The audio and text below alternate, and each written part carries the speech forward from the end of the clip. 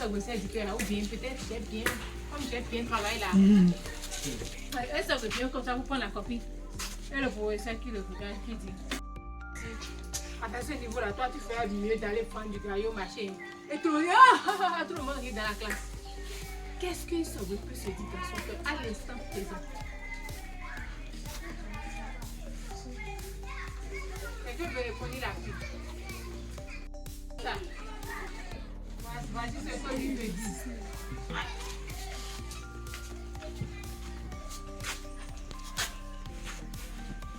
Quelqu'un d'autre. Intérieur, c'est le mécanisme du choc.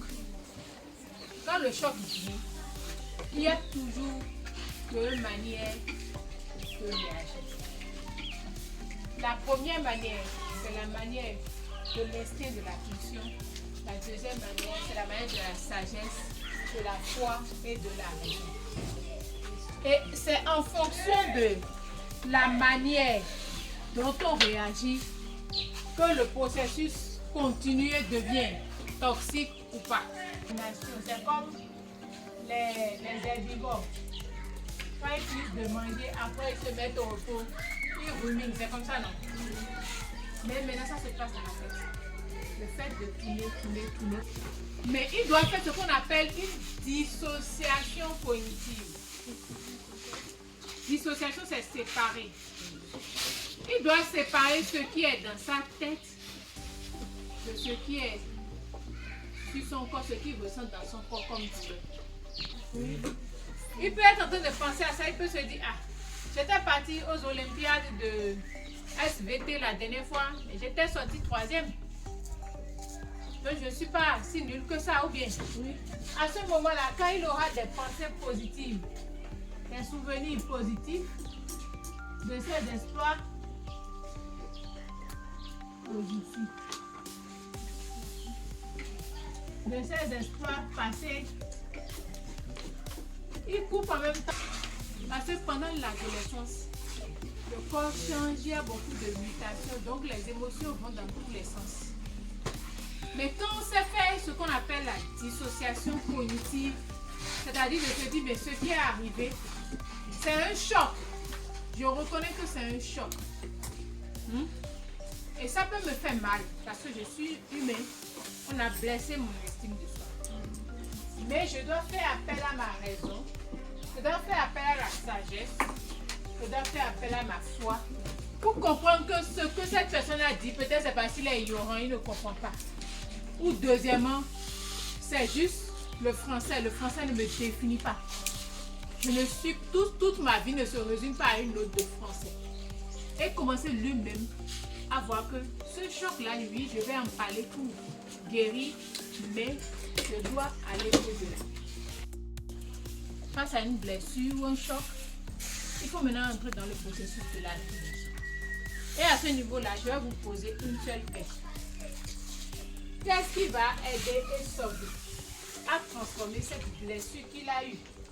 Parce qu'il allait jusqu'à ruminer. Supposons que dans la rumination, il a eu des pensées, tout ça là. Qu'est-ce qui va l'aider à transformer cette blessure-là en cicatrice? Parce que c'est l'objectif. Quand j'ai dit au début qu'on va parler de blessures, comprendre comment ça fonctionne et savoir comment en sortir, c'est de ça que je parle. Tant qu'on n'est pas sorti de l'auberge, nous tous ici dans l'enfance, on a eu peut-être à se blesser par-ci par-là. Et quand ça a fait cicatrice, c'est parti. Même quand on touche, on ne sent pas, ça ne nous fait pas mal. Bien. Donc, les blessures intérieures, quand elles viennent, on doit tout faire pour que ça devienne des cicatrices.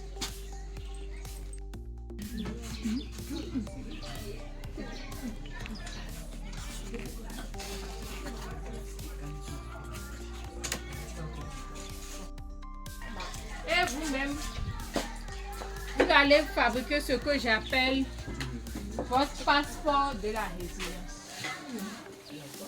Parce qu'on a dit que la résilience, c'est la capacité à surmonter les blessures. Et il faut que même quand vous allez quitter ici, que vous vous retrouvez seul. Chaque soir devant ton miroir, regarde-toi dans les yeux et dis 3 fois à haute voix la vérité que tu as écrite dans ton passeport.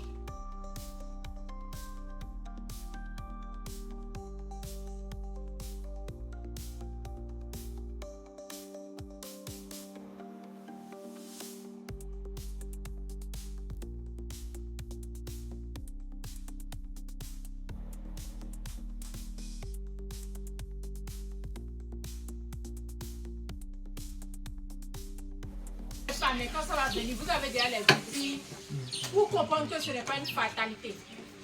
Hein? Mais c'est la matière première pour devenir plus fort et plus sage. Parce que le Seigneur nous a dit que ce n'est pas l'épreuve de notre foi qui va nous rendre plus grands. C'est compris? Maintenant, je vais...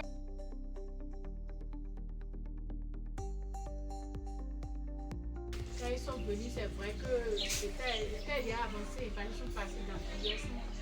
On a essayé d'identifier ce qu'on peut identifier, on a essayé de conseiller, d'orienter parce que les psychologues qui prennent cette idée sont des spécialistes d'orienter tout ça là. Mais ce que moi je veux mettre en lumière ici, vous voyez la seule blessure qu'il a eu depuis cette enfance-là, le papa n'a rien vu.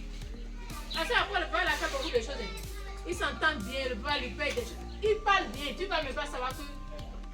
C'est pour ça que nous aussi, les parents, nous avons aussi le rôle d'appeler les enfants. Même s'il n'y a rien, il faut échanger avec eux.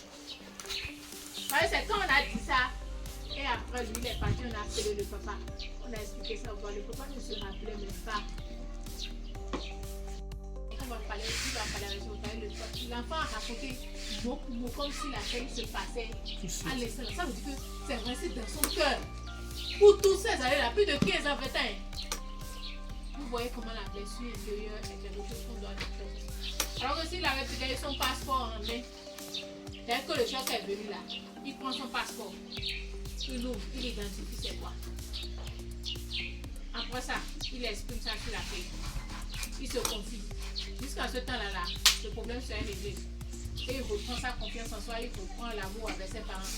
Et au secondaire, il est